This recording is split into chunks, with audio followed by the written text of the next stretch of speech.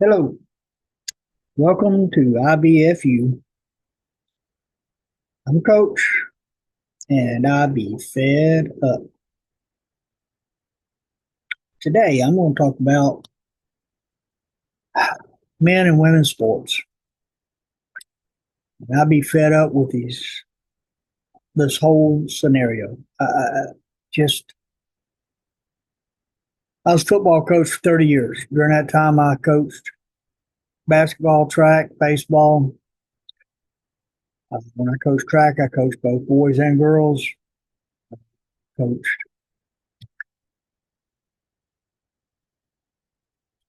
uh, I coached multiple sports in the same year.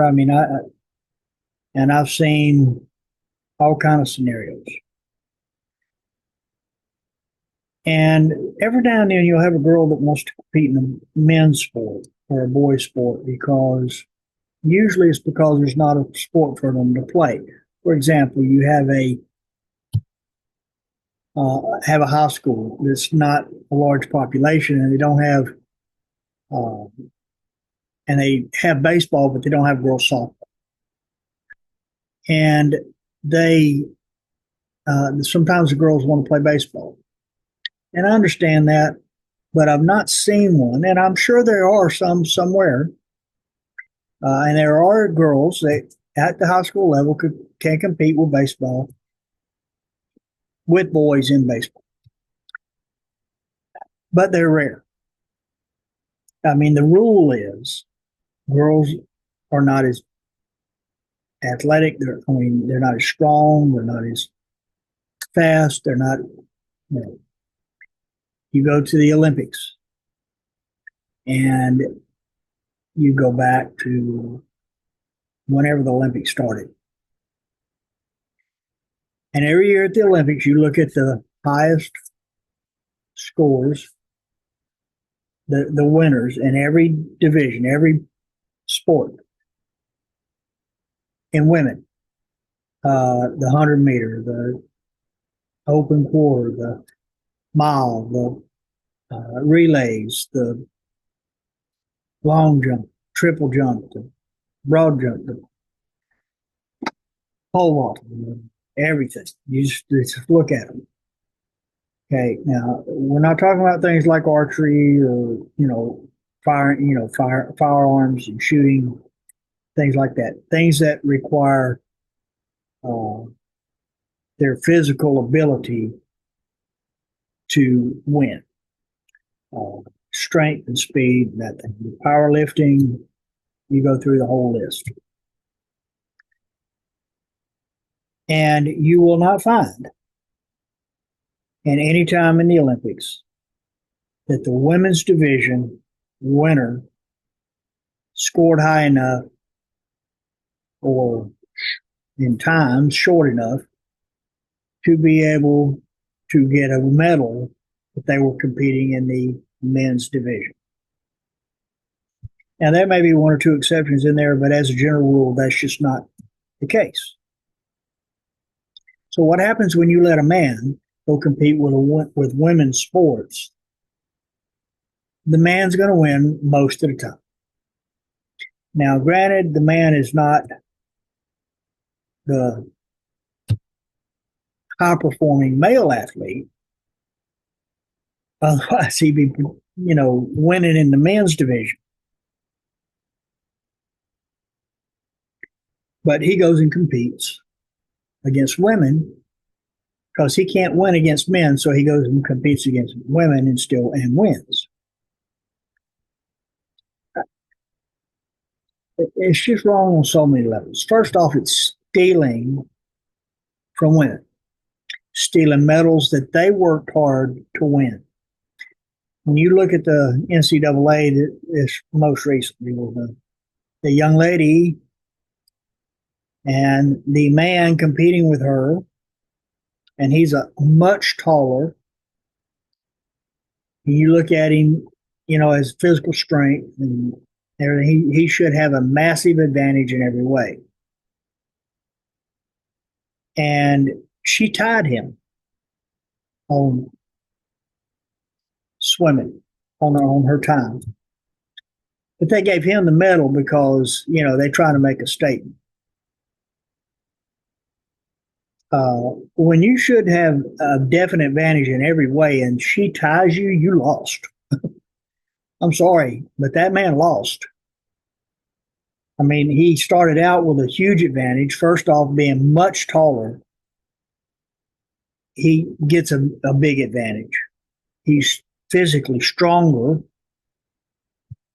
and just every aspect. He should have beat her by long ways, but she hung right in there with him, tied him, and then they gave him the medal because, they wanted, well, the transgender has to win.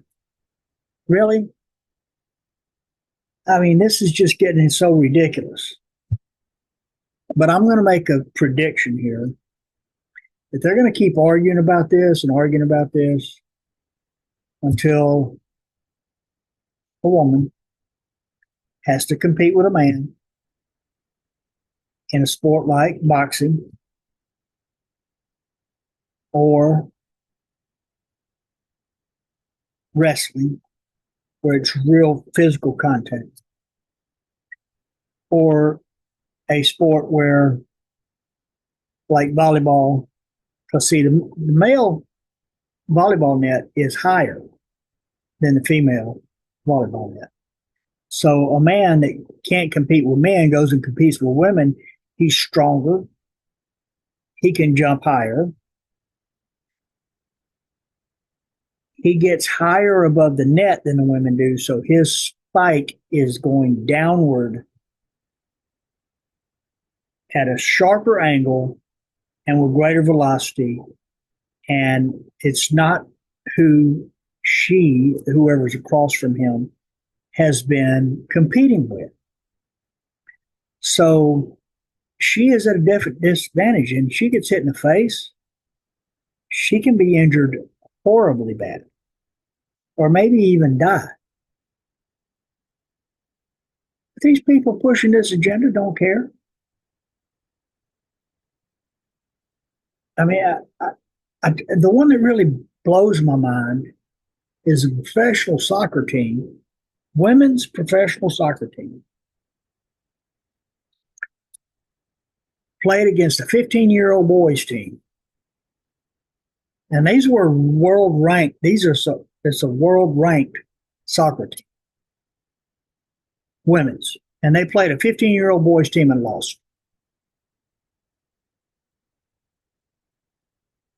But they still support men playing against them in women's sports. That makes zero sense to me. But if the NCAA had a half a brain cell and they really cared about their athletes, which you look over the years, it's very obvious they don't. It's all about money. And but if they did care, they just simply create another division. But they don't do that. And the reason they don't do that is because they know what would happen. Create a thing, men and women, no matter what you are, whether you're born man, born woman, it doesn't matter. You're trans, you compete in the trans division. Well, right now you don't have women that are transgender men competing in men's sports. It's only the men transgendering to women that compete in the women's sports.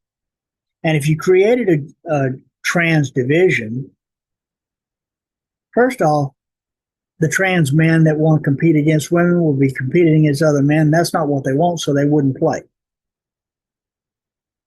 The second thing is, even if they did play, because of the percentages of people that are transgender, you would not have enough to make most of your college teams. There's not enough people on campus.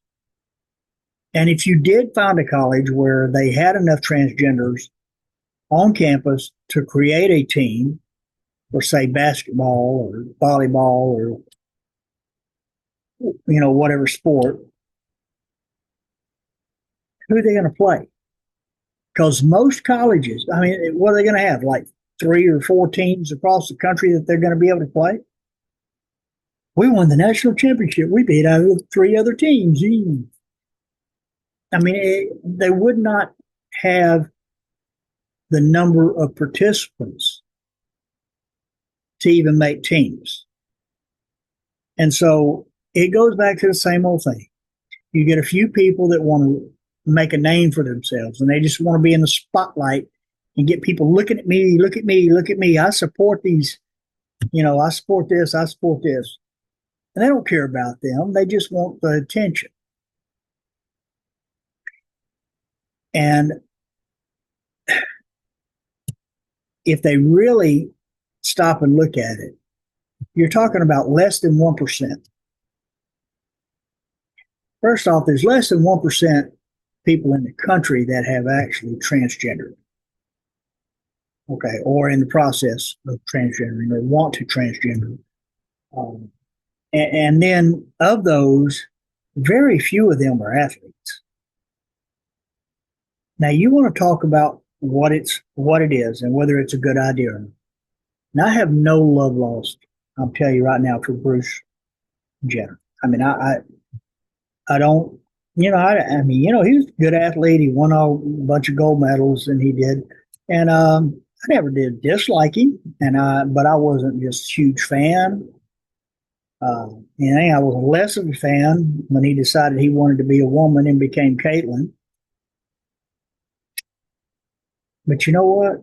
You talk to Caitlyn, and Caitlyn Jenner says Bruce Jenner competed as a man, won his gold medals, and had Bruce became Caitlyn and competed, that there would have been no competition. And Caitlyn says that men transgendering to women and playing against women is a bad idea, and for a host of reasons, most of which the ones I just said, that it's dangerous for the women, it's stealing from the women. These women have worked hard all their life to get to where they are, and they're ready to compete on a national level at a very high level, and in comes a man and just takes her trophy that she worked hard to get. And he really didn't have to work that hard, because he's not competing against men. He's competing against women, where he has an instant, innate advantage before they ever start. And this has to get fixed, because if it doesn't, it's going to come out one day and a woman's going to get seriously injured or killed. And then they're going to say, oh my gosh, I got to look at it. We got to look at this. We got to fix it. So I'll give you an example. In my hometown, we had a intersection. And the intersection, one road came in at a very sharp angle. So when you come from the other way, you had actually a Y. But one road just kind of went straight, and the other road just kind of went off at a Y, which wasn't bad. You go in that direction, you're going north on that road, and you just veered off to the road. But when you're coming from the south, you're coming south, when you come to the two, the one that going north veered off to the right comes into the one that the other road. And the other road is just straight shot, but the other one comes in at an angle. Now, there was a stop sign on the one that was that veered off. Okay, that when you come southbound, there's a stop sign. On the stop sign, you look back, and it's really hard to see back because the angle is so sharp. And then you couple that with the fact that the speed limit was like 45 miles an hour, but when you get up there a couple of blocks, it's over the hill, people come flying down the road doing 70, 75 all the time. And so you couldn't see them until they got over the hill, and if you're pulling out, it's too late. And there were wrecks there about every week, at least once a week. They had a wreck. Sometimes people got hurt a little bit, and sometimes they didn't. And people were complaining they got to have a light there. They got to have a traffic light. Well, they couldn't do a traffic. It wasn't cost effective, cost too much, and it would take, it would take months before they could actually get it installed and everything. And it just, all the time that it took, all the studies they took, and all that, it just was not cost effective.